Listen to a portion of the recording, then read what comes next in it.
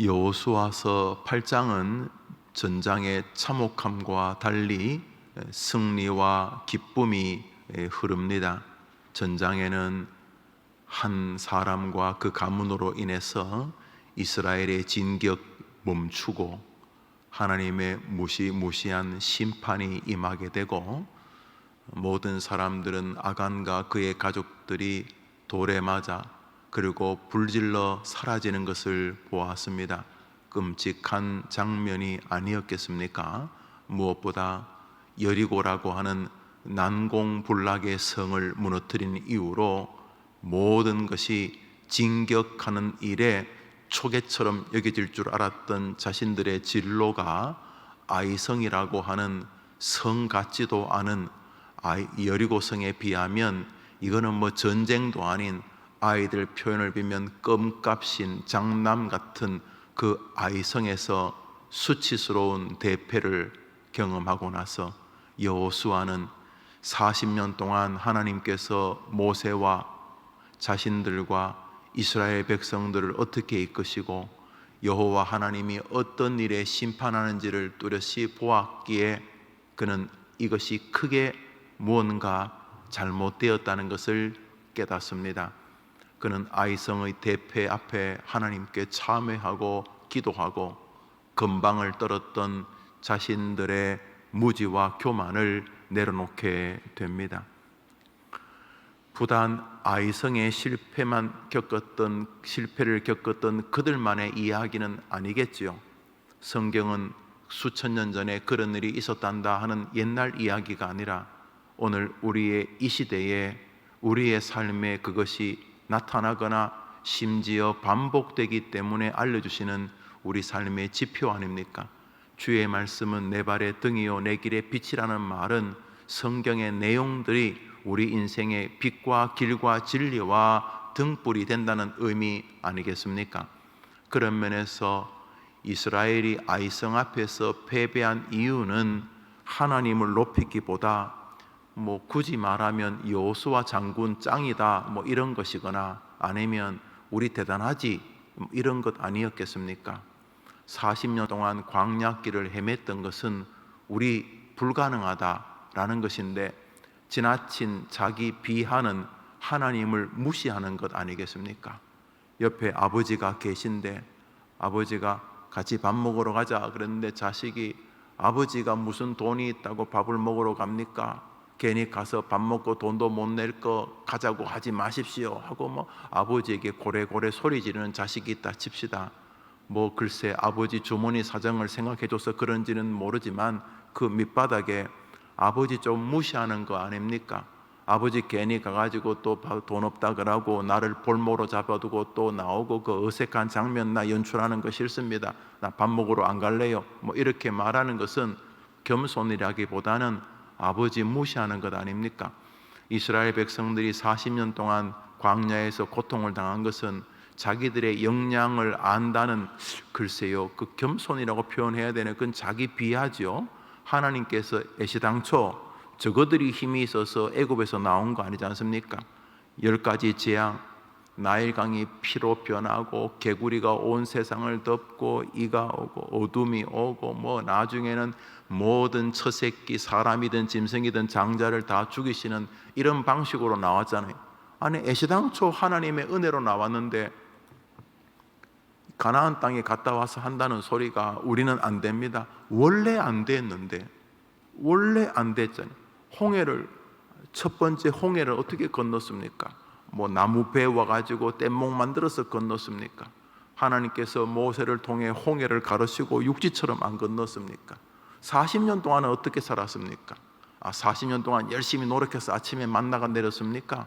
40년 동안 열심히 밤새도록 해가지고 밤에 메추라기가 내렸습니까? 40년 동안 아침에 문을 열면은 텐트 앞에 만나가 내렸습니다. 아침마다 하나님이 성경으로 은혜를 주시고 기도로 은혜를 주시고 쥐꼬리만한 겨자씨만한 믿음이지만 믿음이 사라지지 않아서 예수를 붙들고 이 땅도 이길 것이라는 기대와 잠시 후에 진짜인 본향에 우리가 설 것이라는 믿음이 있는 게 우리가 탁월해서 생긴 것입니까? 내 안에 다른 예수 안 믿는 사람보다 훨씬 뛰어난 종교성이 있어서 우리 집안 대대로 종교적 그런 감흥이 또 정서가 흘러서 내가 그 한 끝자락에 우리 집안이 가지고 있는 종교적인 능력의 결과물입니까? 아닙니다. 우리 가운데 누가 하나님을 알 만한 지식이 있습니까? 물론 부모님이 예수를 믿었다 그러면 좀 더 기독교적 환경에 설 가능성이 높지만, 저는요, 부모님이 목사님, 장로님, 집사님, 권사님인데 끝까지 예수 안 믿는 친구들 많이 가지고 있습니다. 여러분 안 그렇습니까? 우리가 예수를 믿어지게 되는 것은 하나님이 우리에게 은혜를 베푸신 결과인 것입니다. 한번 아멘 해보시죠. 이거 아멘 안 하면 개혁주의 교인 아니고 우리 교회 교인 아니고 김용호 목사 교인 아닙니다. 나는 날 때부터 믿음이 있었어요. 그런 거 없어요. 우린 날 때부터 저주받은 인생이었어요. 우린 태어나는 순간 이미 하나님의 원수예요. 우리 때문에 예수님 자기 아들 죽였잖아요. 우리는 하나님의 원수란 말이죠. 우리에게 믿음이 있다는 것은 기적 같은 은혜를 하나님이 우리에게 베푸신 거예요. 설교를 듣고 은혜를 받는다고요? 여러분이나 저나 설교 듣고 은혜 받을 만한 심성이 아니에요. 성경에 의하면 만물보다 부패한 것이 우리의 심령이니까요. 우리가 찬송 부르다 은혜 받는다고요? 우리는 그럴 만한 위인이 아니에요. 그런데 성령께서 우리의 심령을 주장해 주셨기 때문에 설교를 들을 때, 말씀을 읽을 때, 기도를 할 때에, 인생의 희노애락을 만날 때 거기서 들리는 하나님의 음성을 들을 수 있는 것입니다. 선제가 된 게 뭐예요? 하나님이 우리에게 은혜를 베푸신 것입니다. 이스라엘 백성은 그렇게 출발했는데 또 정작 여리고성을 정탐하고 와서는 한다는 소리가 우리 안 됩니다. 원래 안 됐잖아요. 원래 됐으면 400년 가까이 종살이 했겠어요. 원래 됐으면 하나님이 홍해를 갈랐겠어요. 저거들 보고 싸우라 그랬지. 원래 안 되는데 40년 내내 만나를 먹었는데, 아침마다 기적을 봤는데도 불평과 원망은 조금도 달라지지 않는 게 인간이지 않습니까? 그게 인간이. 대신에 그분들이나 우리나 50보 100보겠지요. 그러니까 우리가 아침마다 만나가 내린다고 해서 우리가 대단한 인간이 안 된다는 건 확실합니다. 여튼간에 이스라엘 백성들이 여리고성을 무너뜨릴 때 모두는 다 감동했습니다. 주님이 여리고성을 어떻게 무너뜨리셨습니까? 입 꼭 다물고, 그동안 하던 불평들 다 멈추고 입 꼭 다물고 하루에 한 바퀴씩 마지막 날 7바퀴 돌아라. 그래서 여리고성이 무너지지 않았습니까? 하나님께서 무너뜨려 주지 않았었습니까? 라합, 그 기생 라합과 그 가족들을 제외하고는 다 하나님께서 다 몰살시키지 않았었습니까? 자, 지금까지 이긴 게 전적인 하나님의 은혜였는데, 약간의 승리가 도취되면 또 인간들이 그런단 말이죠. 인생을 살아보면요, 사방팔방 막혔을 때가 제일 신앙이 영롱할 때입니다. 막 사방팔방이 막혔을 때, 월급을 벌지만 매달 적자가 메워지지 않고 힘을 다한 것 같은데 아이는 탈선하는 것 같고 가족들은 아프고, 그저 하나 문제 처리하기 어려운데 고통이 마치 시리즈로 오는 것처럼 막 이건 메우기 바쁘게 저것도 또 저거 하다 보면 또 이거 사방팔방 막혔을 때가 어떤 면에서는 성도들이 가장 영롱한 세계를 경험할 수 있는 때라고, 저도 그렇고 제 스스로에 볼 때도, 목회를 하면서 교인들을 볼 때도 그렇습니다. 그러다가 이렇게 사방팔방 다 캄캄하다가 어떻게 벽 사이에 조그만 구멍이 있어서 거기 조그만 빛이 보일 것 같으면 갑자기 하나님만을 의지하던 마음을 탁 멈추고 그 빈틈으로 무슨 길이 없을까 메어 달리는 게 인간 아닙니까? 없어요. 모든 길은 하늘에서 열어줘야 되는 줄 믿습니다. 우리는 그래 살잖아요. 하나님 절반, 나 절반이 아니고 전적으로 하나님께 달려 있습니다. 내가 열심히 공부해야 되죠. 게으르면 안 되니까. 그렇지만 열심히 공부하면서도 이 공부한다고 내 인생이 열리는 게 아니라 하나님이 공부할 지혜도 주시고 지식도 주시고 공부의 결과도 잘 열어주시고 하나님이 계속 공부할 수 있는 마음도 주시고 여튼간에 하나님이 개입해 주셔야지만 공부라는 나의 삶의 숙제도 멋지게 해결할 수 있다. 그것이 초등학생들, 중고등학생들 요셉 총무에게 가르치는 것 아닙니까? 아니 우리 모두도 똑같죠.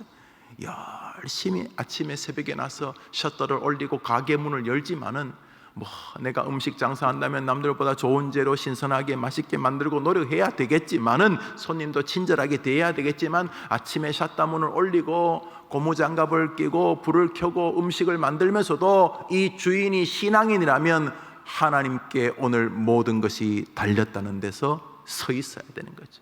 할렐루야. 그래요. 그런데 안 그랬습니다. 왜 안 그랬냐면 여리고성을 대면할 때까지만 해도 버들버들 떨었습니다. 이 난공불락의 성이 이 오합지졸, 완전히 오합지졸들이었습니다. 애굽에서 농사하고 얻어맞고 애 보모하고 벽돌이나 만들고 하던 사람이 전쟁을 제대로 할 수 있겠습니까? 여리고성을 무너뜨리기 전까만 해도 그들은 그저 하나님 앞에 떨었습니다.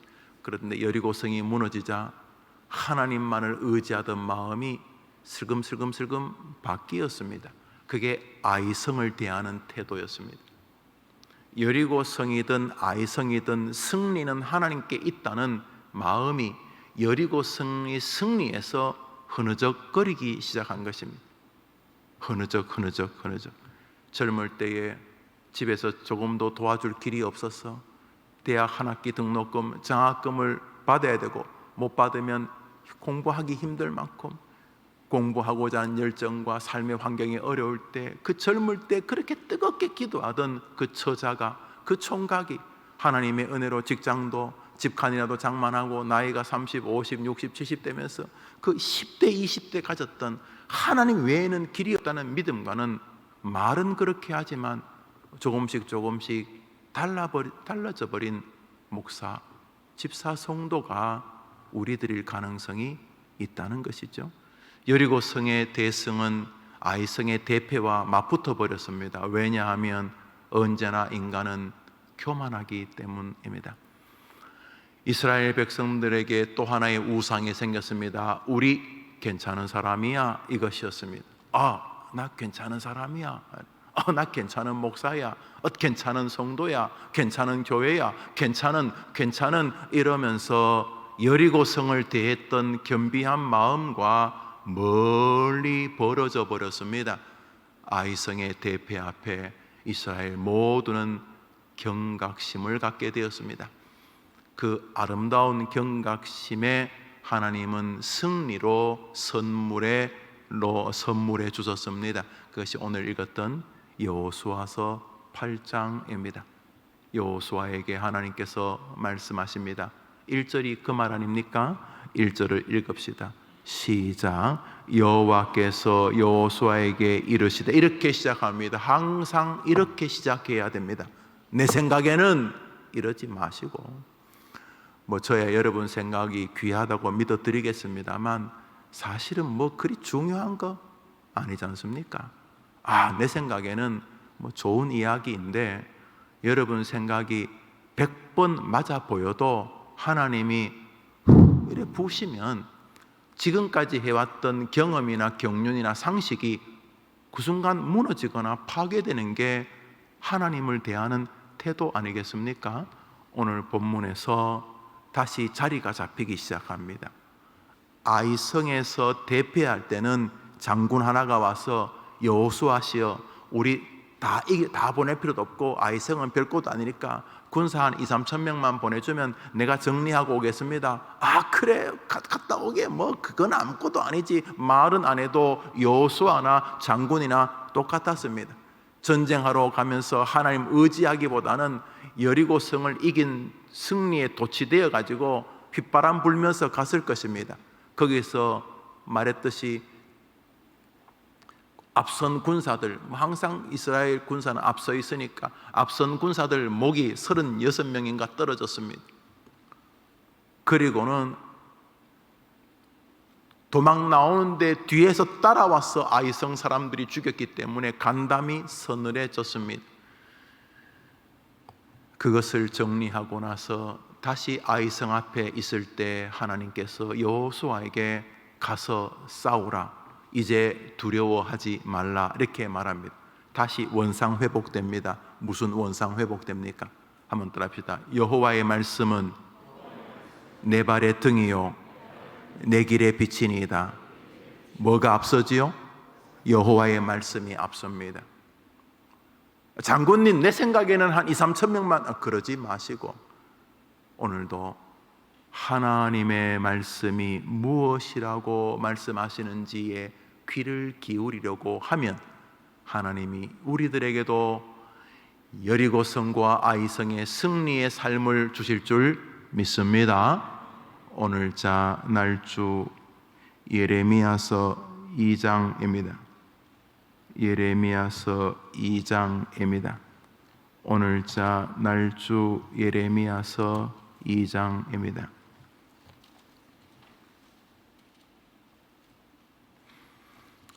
오늘자 날주 예레미야서 2장입니다. 13절을 한 절 읽겠습니다. 13절입니다.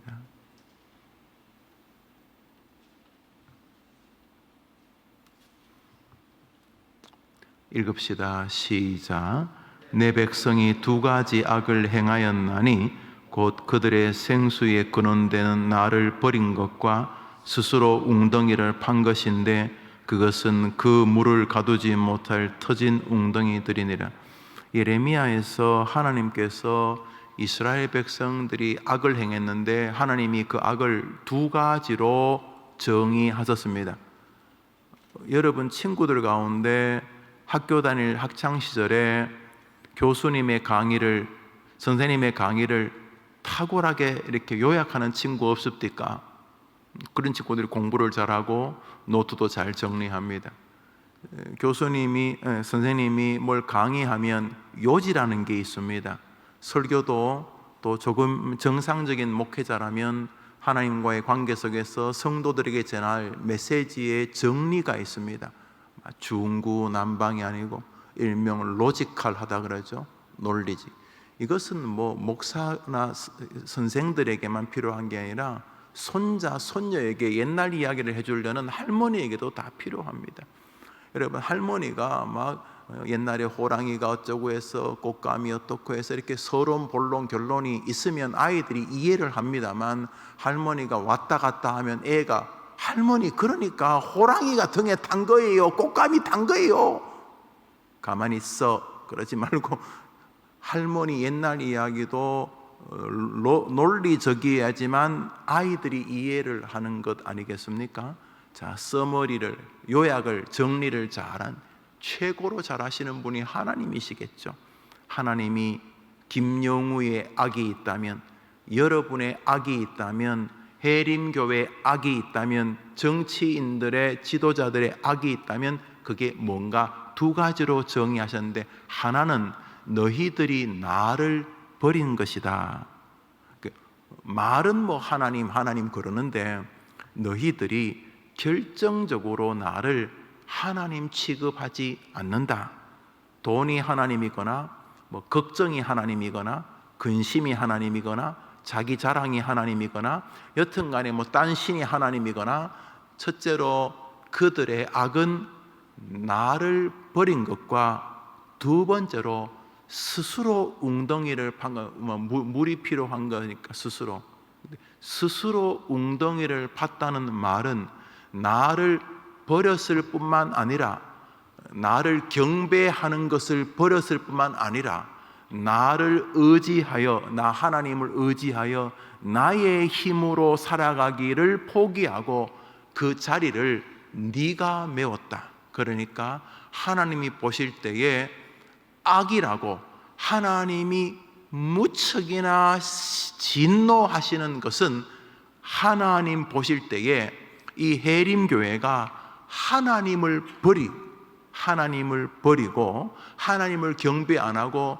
저것들끼리 모여서 뭐 사치기 사빠뽀하고 놀고 뭐 하여튼간에 그 교회를 애들을 보내줘도 애들 붙잡고 뭐 도무지 아이들에게 하나님을 경배하는 걸 가르치지 않고 뭘 하는 건지 모를 일을 하면은 하나님께서 그 교회를 버린다는 거죠. 개인도 마찬가지고. 그러니까 하나님은 우리가 당신을 향한 경배의 마음에 붙어 있기를 원하는 거죠. 여러분, 사랑하던 사람이 사랑이 식으면 연인들이 서로 알잖아요. 마음이 식은 것처럼. 그런 것처럼 하나님은 우리의 마음이 당신을 향한 경배로 붙어 있기를 원하시는 거죠. 이 백성이 두 가지 악을 내게 행했는데, 하나는 그들이 생수의 근원인 나 여호와를 버린 것과, 두 번째로 그 생수를 자기들의 힘으로 팔 수 있다고 처신한 것이다. 나를 의지하지 않고. 사실은 이 두 가지가 같은 것일 수 있습니다만 하나는 경배적 방향으로, 다시 말해 하나님을 경배하는 마음이 완전히 사라진, 교회는 나오지만 그저 뭐 하나님이 내게 이렇게 좀 챙겨주기를 바라는, 하나님을 높이는 것보다 그분이 나를 도와주기를, 그러니까 경배의 대상이 나죠. 나 금방 끝나는데 뭐 70, 80, 90 그러면 금방 다 끝이 나는데, 그 초계와 같은 삶에서 끊임없이 하나님을 경배할 기회를 주시기 위해 생이 있는데, 그게 아니라 시체말로 옆에 뭐 좀 유력한 사람이 있으면 저 양반 잘 얼르고 달래가지고 내가 좀 잘 되겠다는 방식을 하나님이 분노하신다는 거예요. 그래서 하나님은 우리가 계속 그분을 경배하기를, 뭘 하더라도 계속 그분에게 신경을 쓰고, 뭐 반찬을 하나 하더라도, 요즘이야 뭐 반찬을 하면은 주로 그 식단이 아이들 중심이 많이 되죠. 뭐 아이들 사랑하는 건 좋은데, 과거에 대가족일 때는 저희 집만 해도 아침에 밥 먹는 사람이 막 15명, 17명 그래 되었는데, 그 뭐 극장, 아버님 극장 하실 때 극장 그 있으시는 분, 또 극장에 또 뭐 기사분들 뭐 이런 분들, 또 아버님이 뭐 트럭 뭐 이렇게 뭐 하신다고 또 그 트럭 운전하시는 기사 아저씨, 또 뭐 그때는 트럭 한 대에 또 젊은 아이 하나 붙어서 시다라고 그랬는데, 또 그분 뭐 하여튼 또 우리 식구들에서 하여튼 아침에 밥 먹는 사람이 한 15명, 17명 뭐 상도 3개씩 펴가지고 윗상, 중간상, 아래상. 여러분 그 반찬 다른 거 아시죠? 요즘 그랬다가는 애들이 큰일 나겠지만 뭐 우린 당연한 줄 알았어요. 아버님 그 진영에서 아버님 큰형님, 또 극장장 아저씨, 또 트럭 기사 아저씨, 뭐 또 이렇게 뭐 이런 분들이 이렇게 드시는 그 윗상이 있고 또 중간상이 있고 뭐 이렇게 여튼간에. 그런데 그 시대에 어머님을 보면은 시장을 가더라도 첫 번째로 아버님이 즐겨 드시던 음식을 먼저 구입했습니다. 제 기억으로 그렇습니다. 그리고 아버님이 즐겨 드시던 음식은 아이들이 먼저 젓가락질을 안 했던 것으로 기억합니다. 뭐 그게 좋다 나쁘다 이런 얘기 하는 게 아니고, 뭘 하더라도 또 아버님이 뭐 정치한다고 막 그러실 때 집에 막 사람들이 찾아오면 뭘 가져오지 않습니까? 봉지에 뭘 담아오면 뭐 아이들 먹을 것도 있고, 뭘 먹으려 그러면 어머님이 늘 그랬어요. 야 임마, 야 임마, 내가 하는 소리고, 어이 좀 이따 아버지 오시면 먹자. 아버지 오시면 먹자. 그래서 여러분 다 그러셨죠? 가만히 사람은 무슨 집안이에요? 다 그러셨을 거예요. 요즘은 어떻게 해요? 그런 게 들어오면 아빠 오기 전에 빨리 먹자.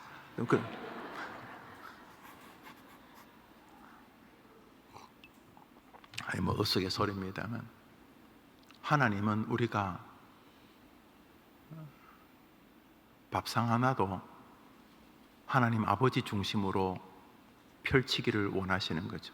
이걸 뭐 어떻게 설명할 수가 없어요. 말했잖아요. 이 하나님은 자기 자신에게 굉장히 예민한 신이시기 때문에 이 하나님을 바꿀 수 없잖아요. 그래서 우리는 먹든지 마시든지 무엇을 하든지 하나님의 영광을 위해. 바울이 보통 사람입니까? 당대 최고의 석학인데 그 사람이 내린 결론이 그것입니다. 먹든지 마시든지 무엇을 하든지 하나님의 영광을 위해서 하자. 뭘 하든지 저분을 먼저 신경 쓰자. 이스라엘의 악은 너희들이 생수의 근원인 나 하나님을 우상 맞바꾼 것이고 나를 향한 경배를 버린 것이고, 두 번째로 나를 의지하지 않고도 충분히 살 수 있다고 생각한 교만이다. 아이성을 대하는 태도처럼 이런 말이죠. 너희들이 우물을 파는 거, 내가 파는 것은 내버려 두겠다. 그렇지만 파봐야 물이 너희 입으로 들어가지 않을 것이다.